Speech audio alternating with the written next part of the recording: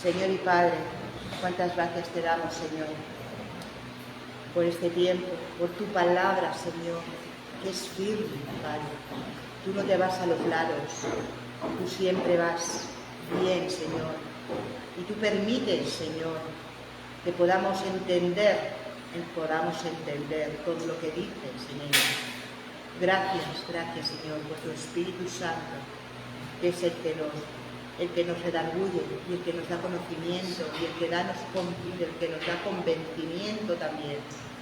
Señor, en estos momentos yo pongo a nuestro pastor, a Sergio, que tú, Padre, tomes su boca, que tomes el control y que sea tu palabra, Señor, la que hable a través de él, Señor. Gracias por él y por todos, en tu bendito nombre. Amén. Amén, gracias. Gloria a Dios. Amén, gloria a Dios. Buenos días a todos. Por si acaso no salude a alguien, los saludo con el entrañable amor de nuestro Señor Jesucristo.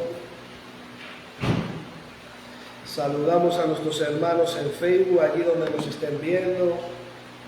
Nuestra hermana Mari Carmen, de Bilbao, de Ecuador, en Miami.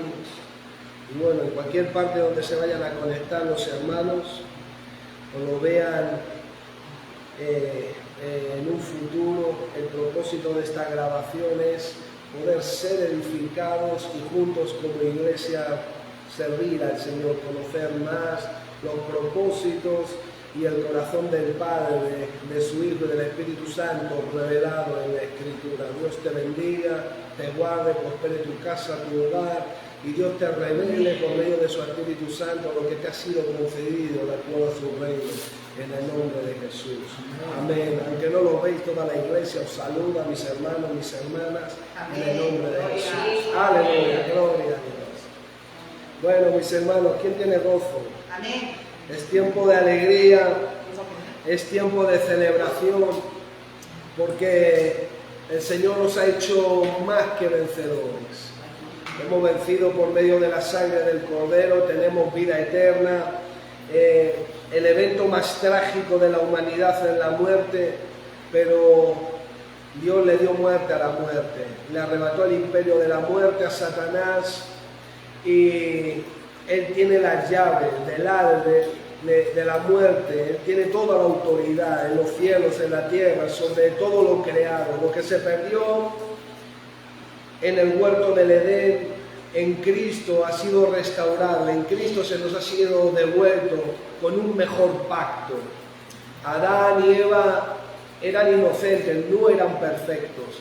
Nosotros vamos camino a la perfección, porque hemos recibido vida eterna. La vida eterna en sí no es solamente la inmortalidad, sino es que el Señor ha tomado de Él y nos ha creado. De su plenitud hemos tomado todos, gracia sobre gracia, y tenemos atributos del Padre. Hemos sido hechos, creados a la imagen de Dios, y por eso el amor de Dios es derramado en los corazones por medio del Espíritu Santo. El amor de Dios es eterno. Hemos recibido lo eterno, hemos recibido una naturaleza que, según Pedro, es con una herencia incorruptible, incontaminable e inmarcesible. Nada la puede ensuciar, nada la puede corromper, nadie nos la puede robar. Y ustedes saben que la semana pasada comenzamos con un mensaje titulado "Hemos sido creados a la imagen y la semejanza de Dios". Y hoy estamos en la segunda parte, y bueno, no sé hasta dónde el Señor nos va a llevar, pero realmente cuando nosotros miramos hacia el huerto del Edén, lo que fue atacado fue la imagen y la semejanza de Dios. Realmente eso fue lo que se atacó. ¿Por qué? Porque el Señor dijo: fructificad, multiplicaos, llenad la tierra, sojuzgarla, señoread. Dicho de otra forma, yo os he creado a mi imagen y a mi semejanza. Fijaros que Dios dijo: hagamos a nuestra. Es decir, que en la creación intervino el Padre, el Hijo y el Espíritu Santo. Pudiéramos decir que tenemos un poco del Padre, del Hijo, del Espíritu Santo. Pudiéramos verlo de esa forma. porque intervienen los tres y los tres dicen hagamos a nuestra. Entonces lo que se ataca es la imagen y la semejanza por el hecho de que si Adán y Eva son capaces de multiplicarse y de llenar la tierra, de lo que va a ser llena la tierra es de la gloria de Dios, porque eso revela la imagen y la semejanza de Dios en el hombre. A través del hombre, de lo que se pretendía era llenar la tierra de la gloria de Dios, porque no hay mayor gloria, yo creo, que haber sido hechos semejantes a Dios, mis hermanos. Usted no es poca cosa. Cuando yo miro un hermano y miro una hermana, yo tengo que ver que está hecho y creado a la imagen y la semejanza de Dios. El hombre y la mujer sois muy importantes, muy estimados, muy amados, muy queridos para Dios, al punto de que Él dio a su Hijo Jesucristo. Cuando yo trato a una persona y miro un ser, tengo que ser consciente que hay algo de Dios en esa persona, porque fuimos creados a la imagen y la semejanza. Lógicamente, el enemigo lo que atacó fue eso. Fijaros que Dios puso a Adán y Eva en el huerto para que se fructificaran, se multiplicaran, para que llenaran la tierra, para que labraran, para que cuidaran el huerto, pero ni tan siquiera fueron capaces de cuidar el huerto. No sabemos cuánto tiempo estuvieron, porque desconocemos los tiempos en el huerto, pero finalmente no fueron capaces ni de llenar el huerto, mucho menos la tierra. Bueno, nosotros sabemos que en todo esto había un propósito. De acuerdo a Romanos 11 dice que Dios sujetó todas las cosas a desobediencia para mostrar su misericordia. Y bueno, nosotros podemos ver en el Salmo 8 que Dios creó al hombre un poco menor, más inferior que a los ángeles, pero lo coronó de gloria y de majestad. El Señor nos reveló algo la semana pasada, no sé si recuerdan, en Ezequiel 28, en cuanto a Satanás. Satanás quiso sublevarse, siendo un ser tan inferior, quiso sublevarse, sentarse a la altura de Dios, y Dios nos estuvo ministrando cómo Él, en parte del juicio, es enseñarle a Satanás que un ser inferior como usted y como yo lo hemos vencido en Cristo Jesús. Porque el Salmo 8 es un salmo mesiánico, porque eso se cumple en su plenitud en Cristo, lógicamente, no en nosotros, pero en nosotros en Cristo. ¿Por qué? Porque somos coherederos juntamente con Jesucristo, porque hemos vencido por medio de la sangre del Cordero. Ahora el Señor nos está alertando, lo que nos está diciendo es que la imagen y la semejanza, cuando que nosotros caímos en pecado, fue distorsionada, fue empañada. Por ejemplo, y para crear y para comenzar, si nosotros mirásemos a modo ilustrativo una imagen, una fotografía, nosotros pudiéramos ver que en esa fotografía representa de forma real y precisa, representa una realidad, pero lo hacen desde puntos de vista diferentes. Sí. O sea, para nosotros entender la imagen del Señor, porque de lo que yo veo, el propósito del Espíritu Santo que yo veo en este mensaje es que nosotros seamos realistas con nuestra condición, pero también ser realistas cómo Dios está restaurando su imagen y semejanza. Porque, como estaba diciendo mi madre, entonces lo que va a resistir la prueba no va a ser tu conocimiento, va a ser la realidad de la vida de Cristo que haya en ti. Eso va a ser lo que realmente va a permanecer, eso va a ser lo que realmente va a poder soportar las pruebas, eso va a ser lo que realmente va a discernir y va a diferenciar los engaños, va a ser lo que haya de Cristo en ti. Por eso el apóstol Pablo oraba para que los Gálatas Cristo fuera formado y ya eran cristianos. Entonces el Señor nos está ministrando porque Él está restaurando la imagen y la semejanza que fue perdida. Entonces, así como a manera ilustrativa lo estamos viendo como una fotografía desde varios puntos de vista diferentes, ¿verdad? Dependiendo del ángulo y del enfoque con el que se tire la foto, así va a ser la imagen. O sea, hay una realidad en una fotografía, pero esa realidad se ve y revela dependiendo del enfoque, del ángulo y del punto de vista que tú le estés dando a la foto. Así que de la misma forma es como se va restaurando la imagen y la semejanza de Dios en nosotros. Por eso nosotros tenemos que ser conscientes del ángulo, del enfoque, del punto de vista que tú le estés dando a la imagen de Dios. Porque esto es lo que revela. No hay un tema de que la Biblia hable más que de Dios. De lo que más habla la Biblia es de Dios. El tema central es revelar quién es Dios. Porque eso fue lo que nosotros perdimos en el huerto del Edén. La imagen y la semejanza de Dios fue deslucida en nosotros, empañada, dañada, pero no fue erradicada, no eliminada. Pero aquello que perdió, Dios lo está restaurando en Cristo. Por lo tanto, dependiendo de tu enfoque en la imagen, dependiendo del ángulo, del punto de vista, así tú vas a ver una realidad o vas a ver otra. Aquí no hay Photoshop. Dios es precioso. Esto es una realidad.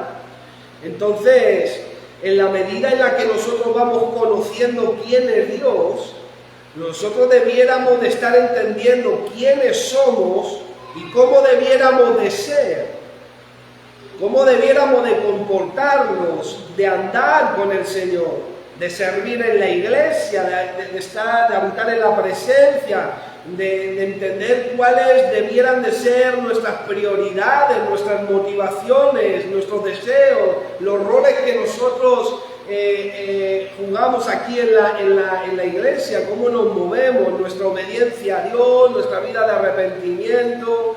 Es decir, entenderíamos nuestro testimonio en el Evangelio, cuál es nuestra identidad, cuál es nuestra genética.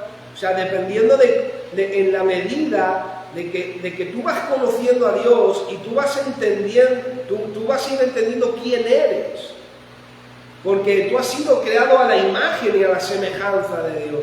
Lógicamente pudiéramos estar hablando de la creación primaria en Adán y Eva, en lo natural, y pudiéramos estar, también nos está ministrando el Señor en la recreación, en la nueva criatura que es en Cristo Jesús. Pero estamos a esta altura del mensaje. Porque ¿cómo Dios nos va a contar lo celestial si no entendemos lo terrenal? Entonces, a veces queremos grandes cosas sin valorar los granos de mostaza. Sin saber usar el grano de mostaza, queremos el arbusto. Entonces, no lo digo como ofensa ni como eso, yo estoy igual. A veces buscamos grandes cosas y no somos capaces de usar las pequeñas que Dios nos ha dado, ¿no? Entonces, es muy importante, mis hermanos, entender esto. En la medida en la que tú vas conociendo a Dios, entiendes quién tú eres.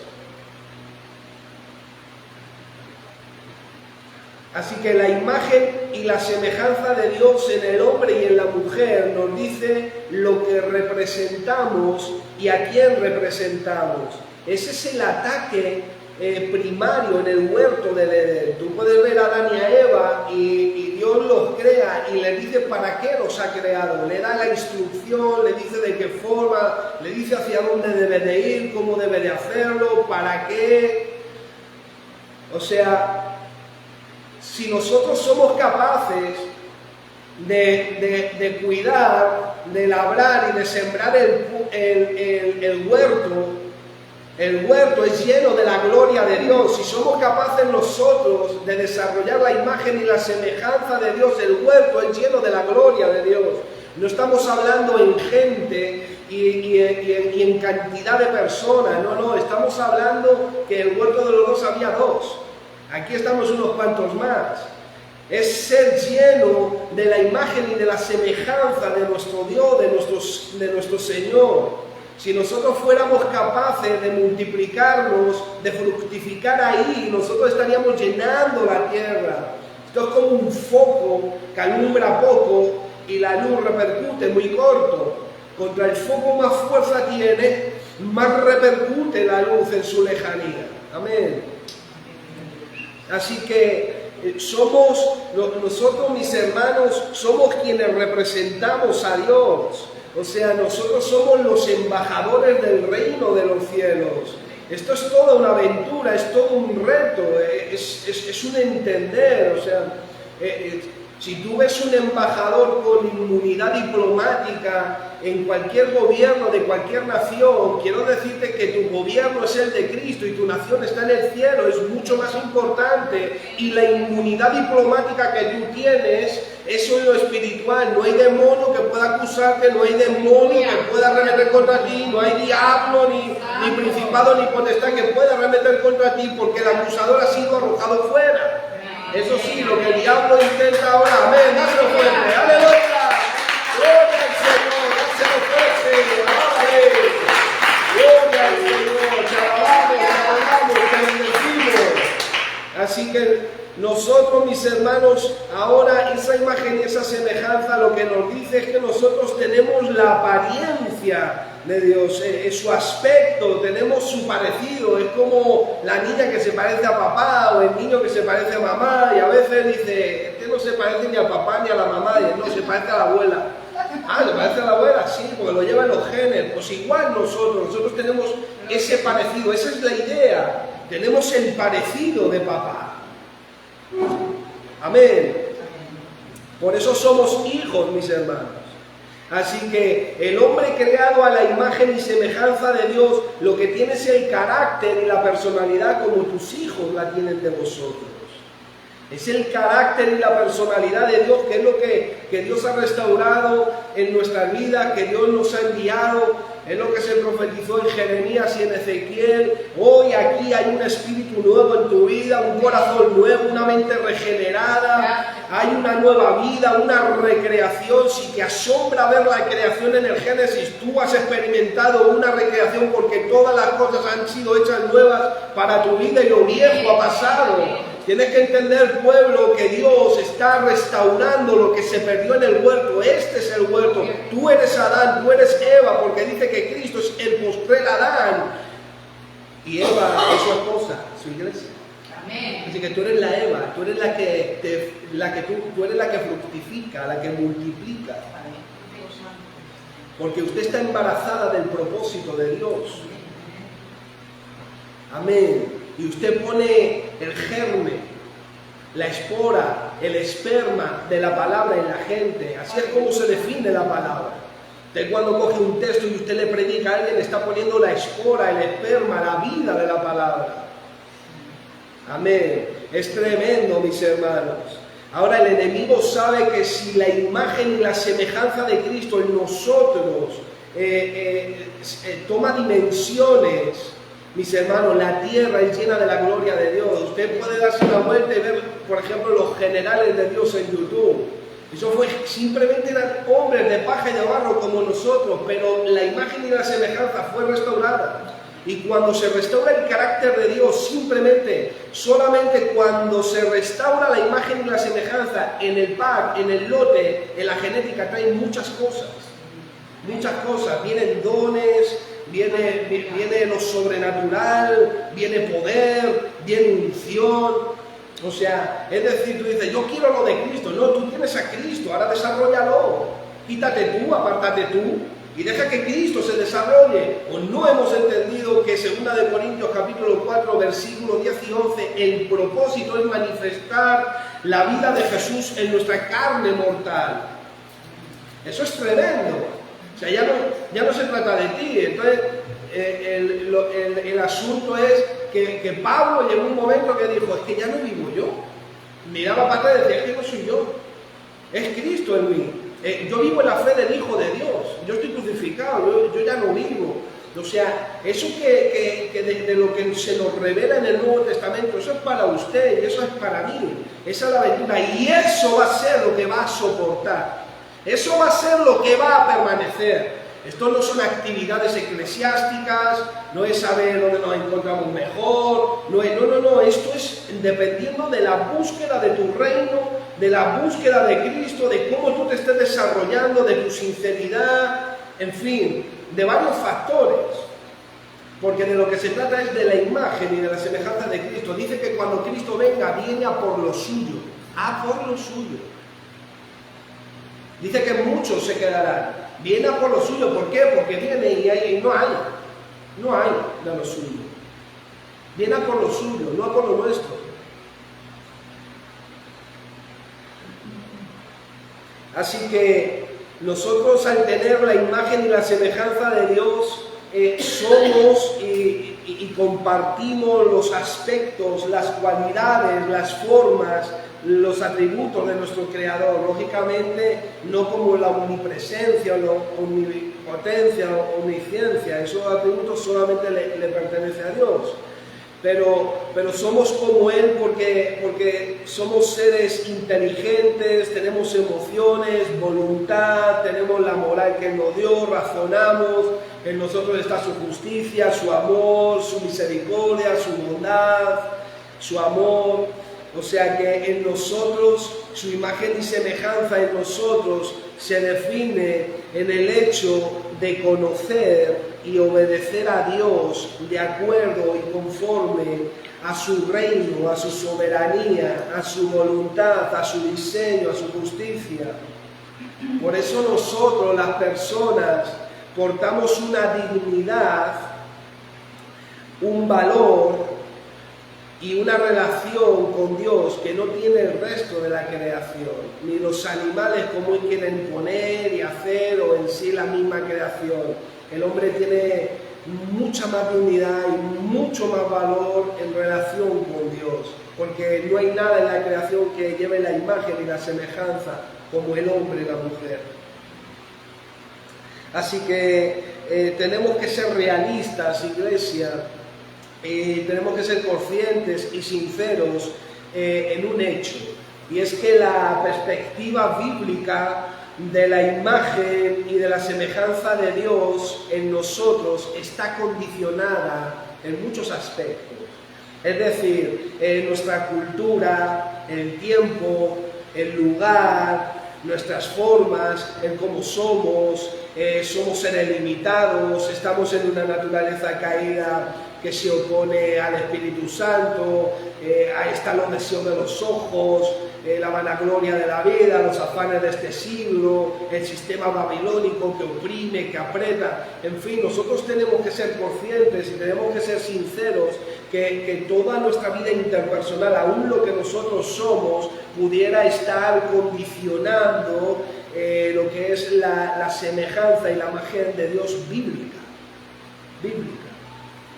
Así que, por lo tanto, lo que necesitamos es un punto de vista basado en la revelación de Dios en la Biblia. Hay un conocimiento revelado y adaptado a nuestra capacidad que nos permite describir y entender quién es Dios y sus caminos, porque Dios las cosas secretas se las guardó para Él, pero las reveladas las diseñó para nosotros, para que las pudiéramos entender. Otras las entendemos cuando Él nos ilumina, cuando Él nos revela, cuando Él nos enseña. Cada vez que usted y yo cogemos una palabra y la torcemos, estamos rompiendo la imagen y la semejanza de Dios, el propósito. Cada vez que usted lee aquí una cosa y usted dice otra, o yo digo otra, estamos mintiendo contra el Espíritu Santo. Otra cosa es que tú no la entiendas. Otra cosa es que tú no comprendas. Otra cosa es que no hayas llegado al nivel de comprensión en aquello que tú estás hablando. Pero una sola palabra que aquí dice otra cosa y tú te mantienes, que sepas que esa mentira el Señor te la demandará cuando esté delante de Él. El nivel y el objetivo de la Escritura, mis hermanos, Por eso estamos como estamos. ¿Qué fue lo que atacó la imagen y la semejanza? ¿Qué fue lo que atacó? La palabra. Nosotros, usted sabe que el Señor nos está instando y nos está diciendo que el hijo de perdición no se va a manifestar, no va a venir el anticristo sin que antes haya una gran apostasía. Nos vamos a asombrar de lo que vemos. Ahora nos asombramos, bueno, ¿cómo puede ser esto? Y a veces ni entendemos y hasta a veces queremos ser más buenos que Dios, pero no es nada de lo que hemos visto para lo que viene. Porque el anticristo no puede manifestarse sin que la apostasía venga. Entonces, hay un ataque primario que nos revela Timoteo. Pablo le dice, no, es que vienen tiempos de doctrina de demonios, de enseñanzas de espíritus engañadores. Aún la iglesia, aparta el oído de la verdad, no puede sufrir la sana doctrina. ¿Por qué? Porque la iglesia es columna y baluarte de la verdad. La verdad, mis hermanos, pesa. La verdad, el peso, la verdad cuando recae sobre ti pesa. Si tú no tienes verdaderamente la fuerza, no la vas a sostener. ¿Sabes lo que te van a mover? Denominaciones, corrientes, punto de vista del de enfrente. Tú no lo vas a descubrir por ti. ¿Por qué? Porque te vas acomodando como los camaleones. Dependiendo del color, así te vas cambiando. Y te vas cambiando. Pero por eso la iglesia va a acabar así. Es un texto, ustedes saben que el Señor nos está ministrando en este contexto. Y este mensaje está muy ligado a semanas anteriores, porque yo me estuve acordando mensajes, el Espíritu Santo me trajo cómo este mensaje está entretejido a esos mensajes que nos ha estado ministrando el Señor. ¿Por qué? Porque el enemigo sabe que Dios usa la palabra, porque la palabra es creativa. La palabra es la que da vida, la palabra va a ser la que te va a restaurar, la que te va a nutrir, es la leche espiritual, el alimento sólido que le va a dar crecimiento a tu vida nueva en Cristo. El enemigo lo sabe, entonces lo que quiere es sacar, pero lo que está haciendo el enemigo de forma muy sutil es ir contrarrestando poco a poco a la gente. Él no tiene prisa, él tiene mucha más paciencia que nosotros. Él va restando, va descontextualizando, va sacando, poquito a poco, va mellando. Ahora, cuando tú desarrollas a Cristo, tienes mucha más paciencia que Él. Cuando nosotros desarrollamos a Cristo, tenemos mucha más paciencia, pero mientras no. Entonces, mis hermanos, en la iglesia llega un punto que se adentran maestros y maestras, pastores, pastoras, que vienen con su naturaleza caída, con sus deseos, sus pasiones, a enseñar a la iglesia. Ese es el cuadro que pinta la Biblia para la iglesia. Ese. Entonces, fíjense lo importante que es que usted y yo nos concentremos en la imagen y la semejanza de Dios. Entonces, el nivel, mis hermanos, mis hermanas, el nivel y el objetivo de la Escritura es que nosotros como seres creados seamos como Dios ha dicho que debemos de ser, en la medida que Dios ha venido. Ese es el nivel y el objetivo. Dios se reveló al hombre y lo que ha hecho ha sido revelarle al hombre quién es Él, qué es el hombre en Él y cuáles son sus propósitos con el hombre. Ya está, ese es el tema primario. Ahora, cuando la Biblia dice, sed pues imitadores de Dios como hijos amados, Efesios 5:1, por ejemplo dice, sed perfecto como vuestro Padre que está en los cielos es perfecto. Pudiéramos hablar esta palabra de maduros, porque nadie va a ser sin pecado, pero sí maduros. Hasta dice que como dice Pedro, como aquel que os llamó es santo, sed también vosotros santos en toda vuestra manera de vivir. Entonces hay en primera de Pedro 1:15 y 16. Entonces hay un llamado a ser como Dios. Ahora, ¿qué hace? Dios lo asegura, Dios esto se lo asegura, dándonos una nueva genética espiritual. Dios dijo, bueno, la ley, lo que no ha conseguido la ley, lo voy a hacer por gracia. ¿Qué es la gracia? La gracia es todo lo que Dios te ha dado. Es decir, la gracia no solamente te justifica y te salva para una eternidad, toda la vida del hombre es gracia, desde el Génesis a Apocalipsis es gracia. O sea, desde el principio que Dios nos vio en la eternidad en su pensamiento y decidió diseñarnos y crearnos, eso fue ya gracia, porque gracia es el favor, es el regalo, es todo lo que Dios ha dispuesto para darte. Y eso tiene que ser la vida del hombre y de la mujer, vivir confesando a Cristo y creyéndole en el corazón, para justicia. Entonces, mis hermanos, toda la vida del hombre no es letra, es gracia. Y a través de la gracia, la letra es escrita en el corazón, es escrita en la mente, como dice Hebreos y como dijo Jeremías, Ezequiel, en aquellos días yo pondré mi ley, mi palabra, la escribiré sobre sus mentes, sobre sus corazones. Esa es la genética del cristiano, es la identidad, la semejanza, la imagen, una realidad bíblica en el cristiano. Pero está tan desgastada la iglesia, mis hermanos, tan desgastada que yo a veces hablo de temas, fíjense, mis hermanos, no lo digo por generar desconfianza, pero hay hombres que saben mucho más que yo. Pero a mí mi pastor me dijo una cosa, me dijo, Sergio, coge la Biblia sin adulterar, lo que pone eso es lo que es, ya está, no hace falta que te vayas. Si la Biblia dice una cosa de eso, entonces a veces hablo con pastores y les digo, pero la Biblia dice esto. Dice, ya, sí, no, pero es que estamos evolucionando. Y yo digo, pero yo pensé que la evolución era de Darwin. Yo pensaba que lo de Dios ya tiene una genética, un diseño que solamente tiene que desarrollarse. No, tiene que evolucionar. El pastorado evoluciona, la adoración evoluciona. ¡Wow! Nunca lo de Dios evoluciona, mis hermanos. Lo de Dios es un diseño creado que se desarrolla. Nada de Dios evoluciona, todo tiene una genética, una identidad, mis hermanos.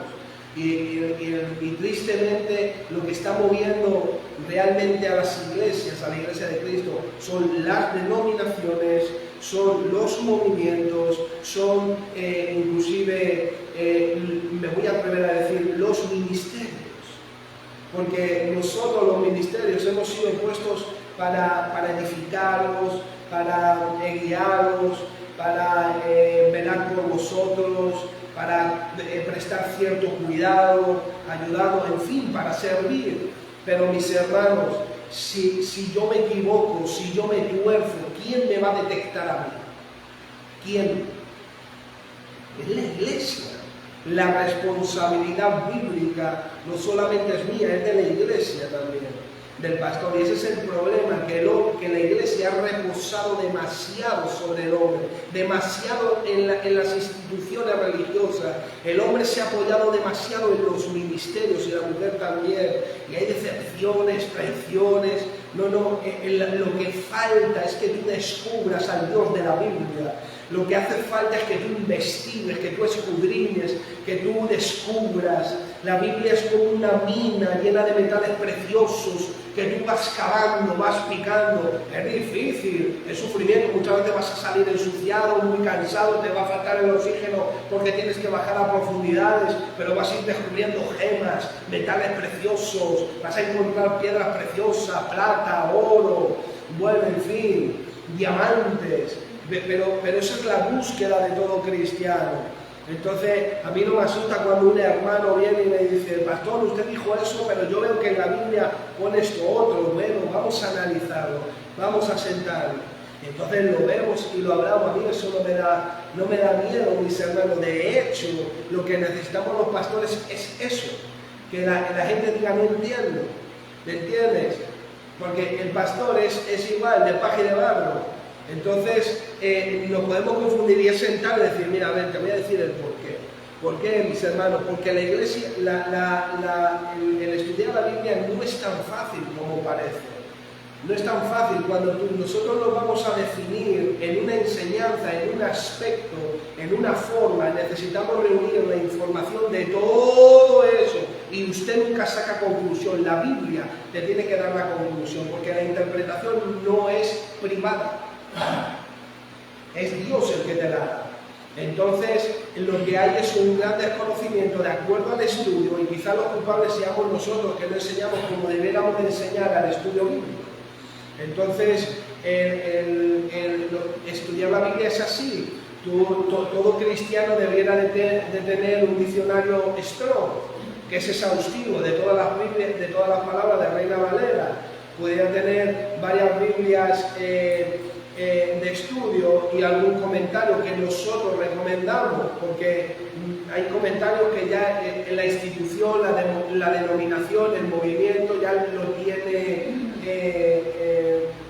coaccionado o condicionado. Entonces nosotros aconsejamos varias cosas, pero ¿quién invierte en material? ¿Quién invierte en tiempo? No es más fácil ser como los camaleones, que vas y cambias de color aquí, vienes y cambias de color aquí, te vas allí y cambias de color aquí, pero no hay realmente una investigación, y por eso estamos careciendo de la imagen y de la semejanza, porque nos falta meternos realmente a escudriñar realmente quién es Dios y quiénes somos nosotros en Dios, y luego orarlo, pedirlo, porque el reino de los cielos, desde los tiempos de Juan el Bautista, sufre violencia y los violentos lo arrebatan. No vale con que lo veas, no vale con que lo descubras. Tienes que arrebatarlo, echarle mano, cogerlo, con un deseo, con un fervor. ¿Por qué? Porque en nosotros mismos hay una carne que está en contra. Entonces primero tienes que quitar tu carnalidad y luego tienes que darle paso a lo de Dios. Y ese es donde estamos todos. Amén. Así que el problema es que la imagen de Dios, como decíamos, en nosotros fue distorsionada, mis hermanos, por causa de la caída en el pecado. Fue desformada, torcida, tergiversada, pero no erradicada, no destruida por completo. Nosotros no podemos conformarnos a lo que hoy no conocemos. Aún nosotros debiéramos de vivir poniéndonos en duda, no viviendo como incrédulos o desconfiando, sino poniendo en duda qué es lo que hacemos, cómo pensamos, cómo nos comportamos, cómo estuvimos nosotros aquí ministrando, haciendo esto, meditando y examinándonos nosotros mismos, a ver cómo y de qué forma y qué es lo que la Biblia enseña. Amén. Así que el problema es que la imagen y semejanza fue atacada y dañada y lo continúa siendo, mis hermanos. Así que lo que se pierde en la caída del pecado fue la imagen moral. Nosotros en el pecado lo que nos quitó fue la justicia, la moralidad, la santidad, el compañerismo, la comunión con Dios. Eso es lo que nos permitía la imagen y la semejanza de Dios. ¿Por qué? Porque para estar con Dios nosotros necesitamos estar a un nivel de un Dios santo y justo. Y bueno, aunque todo pudiera parecer poco, pero como mínimo para andar con Dios, tú tienes que estar correctamente, y eso lo que te lo da es la imagen y la semejanza. Son sus aspectos, su moral, su justicia, su santidad, compartes carácter y personalidad.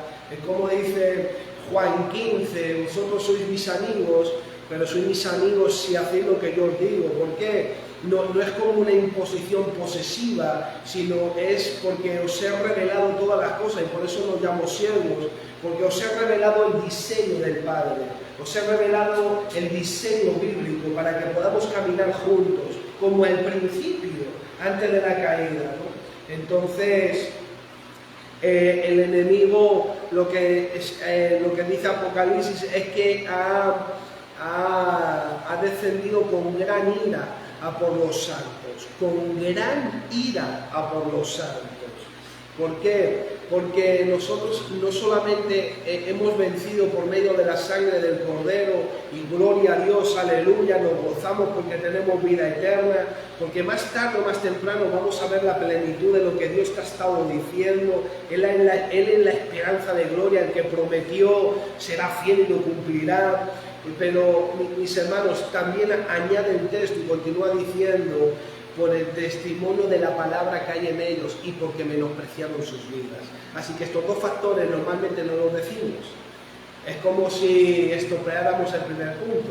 Hemos vencido por medio de la sangre del Cordero y todo. Gloria a Dios, aleluya, hemos vencido. Pero, y dice, y eso es una conjunción, que otro aspecto unido al primero.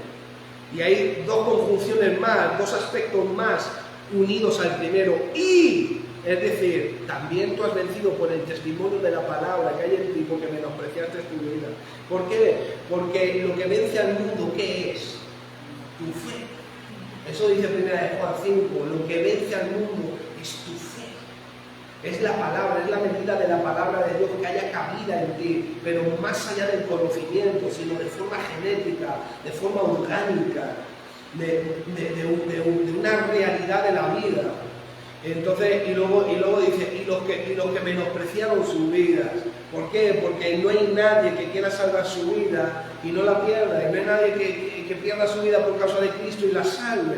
Ahora, estos dos aspectos, estos dos últimos puntos, habría que separarlos del primero, porque la salvación es por gracia, por medio de la fe, no por obras. Yo no puedo añadir una obra, si no ya no sería gracia, se me contaría como salario, dice Romanos 4. Pero aquí nosotros necesitamos ser salvos en nuestro matrimonio, en nuestras finanzas, en nuestra economía, en nuestras relaciones, en nuestro ministerio, en nuestra encomienda con el Señor, en el evangelismo, en nuestra mayordomía. Y hay muchas cosas que el enemigo se ha propuesto matar en tu vida. Y muchas áreas y muchos aspectos.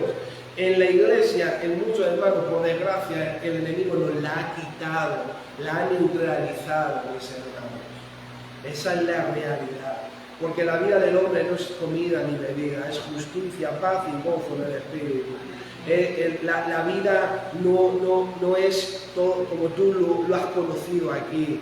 Dios está restaurando lo que fue, ahora es, y mejor de lo que antes, con un nuevo pacto, una genética que está en nosotros, que es incorruptible. Entonces, comprender nosotros eso, mis hermanos, es mirar de una forma diferente hacia el cielo. Por eso dice el Señor, ponga los ojos arriba. Aprovechen el tiempo, que los días son malos. Allí donde esté vuestro corazón estará vuestro tesoro, mis hermanos. Esa es la realidad. Entonces, yo quiero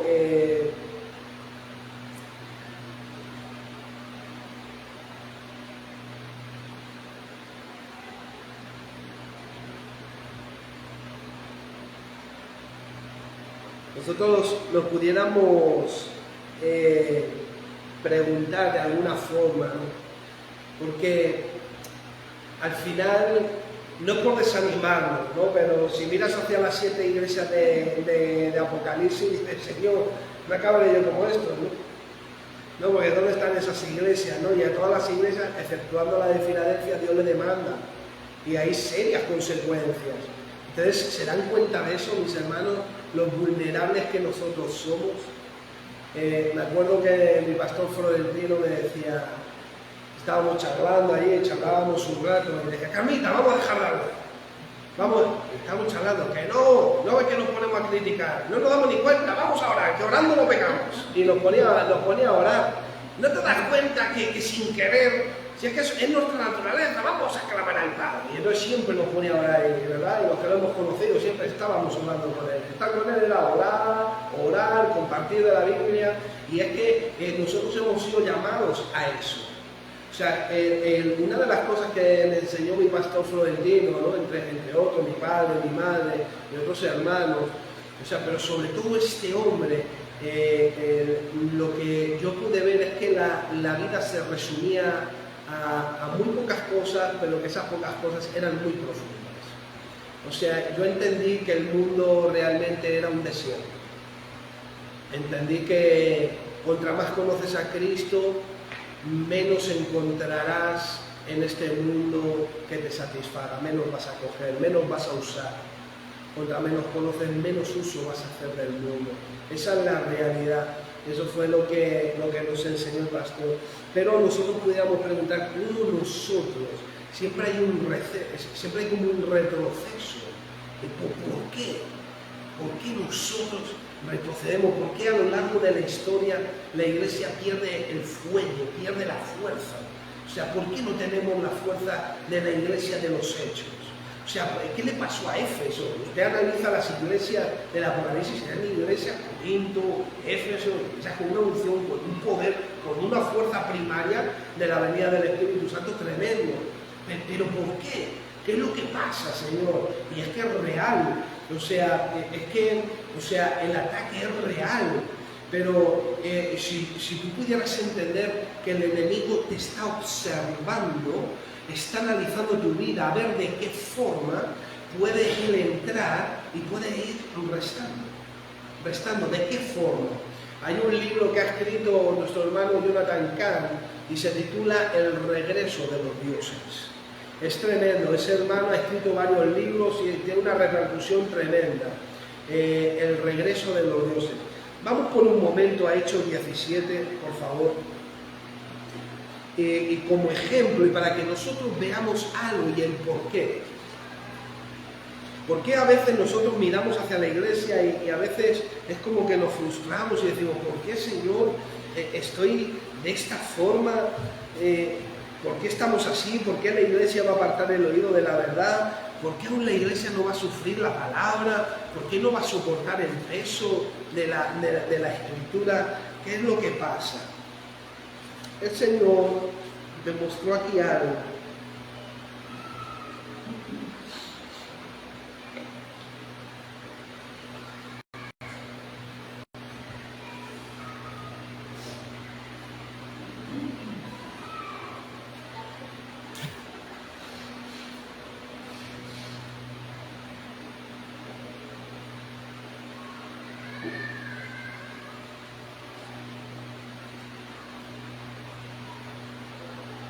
Vamos a leer a partir del versículo 16. Amén, ¿lo tenemos? Del capítulo 17 del libro de los Hechos, versículo 16. Mientras Pablo los esperaba en Atenas, su espíritu se enardecía viendo la ciudad entregada a la idolatría. Así que discutía en la sinagoga con los judíos y piadosos y en la plaza cada día con los que concurrían. Y algunos filósofos de los epicureos y de los estoicos disputaban con él. Y unos decían, ¿qué querrá decir este palabrero? Y otros, parece que es predicador de nuevos dioses, porque les predicaba el evangelio de Jesús y de la resurrección. Y tomándole, le trajeron al Areópago diciendo, ¿podemos saber qué es esta nueva enseñanza de que hablas?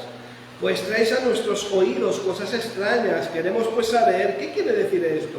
Porque todos los atenienses y extranjeros residentes allí en ninguna otra cosa se interesaban, sino en decir o en oír algo nuevo. Entonces Pablo, puesto en pie en medio del Areópago, dijo, varones atenienses, en todo observo que soy muy religioso, porque pasando y mirando vuestros santuarios, hallé también un altar en el cual estaba esta inscripción, al Dios no conocido, fíjate, al Dios que no conocía, al que vosotros adoráis, pues sin conocerle, es a quien yo os anuncio, el Dios que hizo el mundo y todas las cosas que en él hay, siendo Señor del cielo y de la tierra, no habita en templo hecho de manos humanas,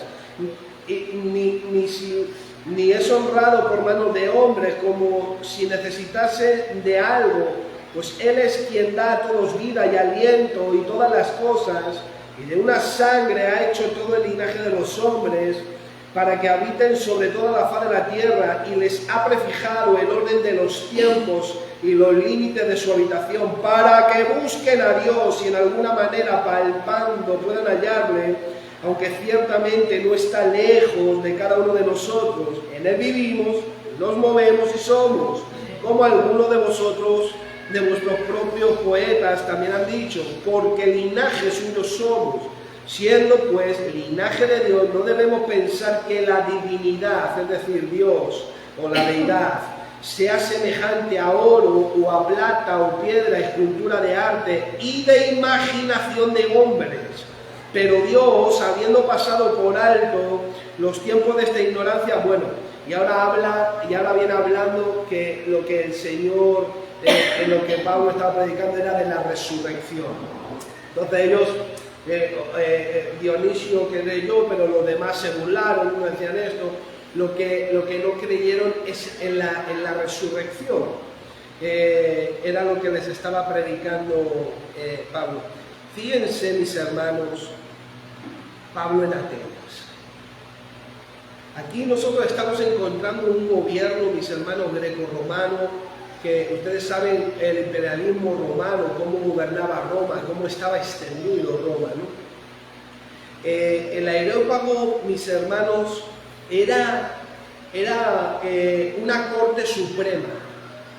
donde se reunían para dictar sus fallos, sus sentencias, sus políticas. Era un lugar donde los jueces y los funcionarios definían muchas de sus leyes para la sociedad. Era el lugar donde los filósofos debatían, los intelectuales, los que tienen repercusión social, ¿cómo son los de YouTube que tienen páginas? Los que se hacen las páginas, ¿cómo se llaman? Los youtubers o los tiktokeros, ¿no? Yo que no soy... Los tiktokers, eso. Los que tienen repercusión social. O sea, el lugar del aeropuerto, cuidado mis hermanos, porque nosotros podemos ver el porqué, la imagen y la semejanza, cómo es atacada y cómo el enemigo va contrarrestando. Fíjense, el aerópago era un lugar donde los filósofos debatían, era donde los intelectuales, los que tienen repercusión social, los youtubers, en fin, transmiten un tipo de moral. Ahí en el aerópago supervisaban la moral, la educación, la religión. O sea, de aquí salían, del aerópago, mis hermanos, salían los puntos de pensamiento para la sociedad. Era donde salía la forma de pensar para la sociedad y también la religión que se profesaba. El versículo 18 nos habla de dos ramas filosóficas, los epicureos y los estoicos. Fíjense, mis hermanos, de una cosa, estas dos corrientes filosóficas, fíjense que era las dos corrientes que salieron de Atenas. A ver si usted puede entender o puede relacionar con el tiempo en el que hoy vivimos. Fíjese que el Epicuro consideraba que el principal propósito de la vida es el placer. Eso no nos suena hoy, ¿no? Casi nada. Fíjense, mis hermanos, el punto de los estoicos era que enseñaban que lo más importante era estar satisfecho con la posición que tú tienes en la sociedad, en la vida. Señoritos y señoritas, esas eran las dos corrientes que salieron de allí. Usted tiene que vivir para disfrutar del placer de la vida y tiene que mirar para la posición. Por eso hay tanta gente envanecida en lo que tienen, en sus posiciones académicas. Bueno, pudiéramos hablar muchas cosas, pero son dos posiciones que corren hoy. Tremendo, como nunca. Entonces, fíjese esto lo integrado que está en la sociedad, mis hermanos. Ahora, el versículo 22 nos dice que la sociedad en Atenas y los extranjeros que habían allí, su interés, fíjense, mis hermanos, a ver si les suena algo esto también, su interés era decir, hablar, es decir, oír y escuchar algo nuevo, las últimas novedades. O sea, eso era la sociedad. Vamos a tomar unas cervezas y vamos a ir a hablar, vamos a comer, vamos a beber, vamos a jugar, como se levantó el pueblo en el desierto. Y a ver, ¿tú qué dices? A ver qué dice el otro, qué digo yo, qué descubrió que averiguó, y esto, y lo otro, y lo de aquí, y lo de allá. Y no sabe que la mucha palabra no falta el pecado, y que la lengua es, el corazón, es lo que ata el corazón, dice el proverbio. La lengua es el lazo que ata el corazón. Así que, fíjense, mis hermanos, solamente estos tres puntos que está revelando el texto, ya me dice a mí qué es lo que puede contrarrestar la imagen y la semejanza, porque yo no he sido creado para esto. Yo no he sido creado para el placer y para la posición. Yo he sido creado para entender que a lo mejor me crucifican con la cruz hacia abajo. Yo tengo que entender que yo he sido creado a lo mejor para que me corten la cabeza, para que me metan en prisiones. A lo mejor yo tengo que entender que yo no he sido creado para esto, sino para entregar mi vida. Y por eso el enemigo va a contrarrestar. Porque, discúlpenme, pero somos unos señoritos. Esa es la idea. Pero son estas corrientes de filosofía. Son estos puntos de pensamiento. Nos duele un poquito y ya. Yo no quiero esto para mí. Cuéntaselo a Pedro, cuéntaselo a Pablo. ¿O no está tu vida cimentada sobre el fundamento de los apóstoles? Entonces, claro, no queremos pagar ese precio, preferimos pagar este, pero pagaremos las consecuencias también. Así es. Y por eso acaba la iglesia como acaba. Es una de las connotaciones, mis hermanos. O sea, es impresionante. O sea, yo ni tan siquiera había pensado en este texto, ni tan siquiera.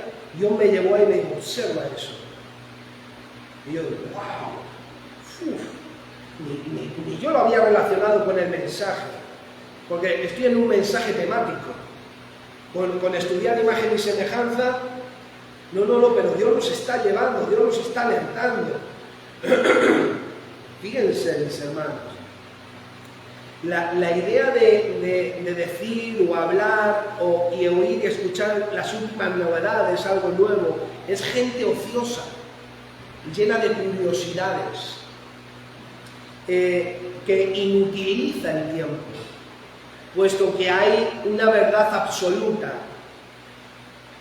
Y el contexto del capítulo le da una profundidad que lo que uno habla y de lo que uno es parte en la sociedad, uno queda marcado. Queda marcado, mis hermanos. Fíjense, Colosenses 2:8, ahora vamos a volver aquí a Hechos, Colosenses 2:8, quiero leer por un momento, no me queda mucho tiempo. Colosenses 2:8. Mirad que nadie os engañe por medio de filosofías y huecas sutilezas, según las tradiciones de los hombres, conforme a los rudimentos del mundo y no según Cristo. O sea, fíjense, mis hermanos, la advertencia que el Espíritu Santo nos hace aquí. La filosofía, ¿qué era lo que se trataba en el aerópago? Los puntos filosóficos, los puntos de pensamiento. Que yo tengo un amigo que es profesor de filosofía y la sociedad es movida en puntos de pensamiento. Cuando no se clima la climatología, cuando no la ideología de género, cuando no, pues ahora que acabe el aborto, cuando no esto, y siempre son puntos de pensamiento que disparan y tiran a la sociedad. Usan a las redes sociales, hacen importantes a personas que no tienen una base bíblica, ni tan siquiera una moral o una ética, y todos los jóvenes están absorbiendo de ahí, absorbiendo de ahí, absorbiendo de ahí. Por eso dice que la creación que viene es sin afecto natural. No, o sea, el enemigo lo que está neutralizando es en sí lo natural, el afecto natural. Serán implacables, aborrecerán a sus padres, el mandamiento de honra a tu padre y a tu madre, eso dirán, ¿eso qué es? O sea, en fin, o sea, está habiendo un deterioro, y va a haber un deterioro mucho más intenso de lo que estamos viendo. Pero fíjense, hay una advertencia muy seria en el que debiéramos de tener cuidado todos los cristianos con lo que es falso, de origen humano y del mundo, que se opone a la naturaleza divina bíblica de Dios y la que Dios nos ha dado, porque eso te va a engañar y te va a esclavizar en tu forma de pensar, de ser y de actuar. Entonces el enemigo va lanzando, nos va implicando de forma muy liviana. A cada uno nos observa en un nivel y nos va tirando cosas, nos va moviendo, nos va adentrando, va estimulando, avivando.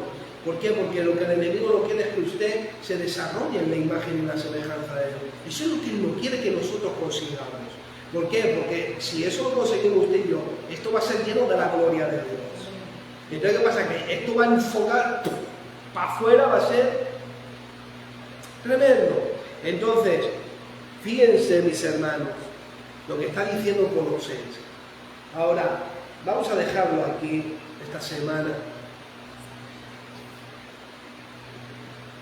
¿Qué le dijo el Señor a Pedro? ¿Qué era lo que Satanás estaba impidiendo? Le dice que Pedro empezó a reconvenir al Señor cuando le dijo, me es necesario ir a Jerusalén, me van a matar, tengo que sufrir mucho. Dice que empezó a reconvenirle. Esa palabra nos habla de la oposición del carácter natural, pudiéramos decirlo así, del carácter, de la oposición del carácter natural de la persona. Y fíjense que hacía un instante Pedro había usado, el Padre había usado a Pedro en una revelación, pero ahora su carne se estaba oponiendo y el diablo la estaba avivando. El diablo había tomado control de la carne, porque la carne le pertenece al diablo. ¿Sabías eso? Tu carnalidad, cada pecado, cada cosa que tú ves de tu carne, eso es del diablo, eso no es de Dios, porque la carne es de él. Entonces, el Señor le dice: apártate de mí, Satanás, porque no pones la mira en las cosas de Dios. ¿Dónde las estaba poniendo? En las cosas de los hombres, en los rudimentos del mundo. Pero lo que realmente se estaba oponiendo el diablo era al propósito. Era como pasó como Caín con Abel. Abel no mató a Caín por quién era Caín, sino por la ofrenda que dio, porque era un ataque del diablo. Si nos hubiera abierto los ojos espirituales en Caín, veríamos aquí al diablo diciendo: mátalo. Fíjate, se piensa que es mejor que tú. Fíjate, Dios lo ama más que a ti.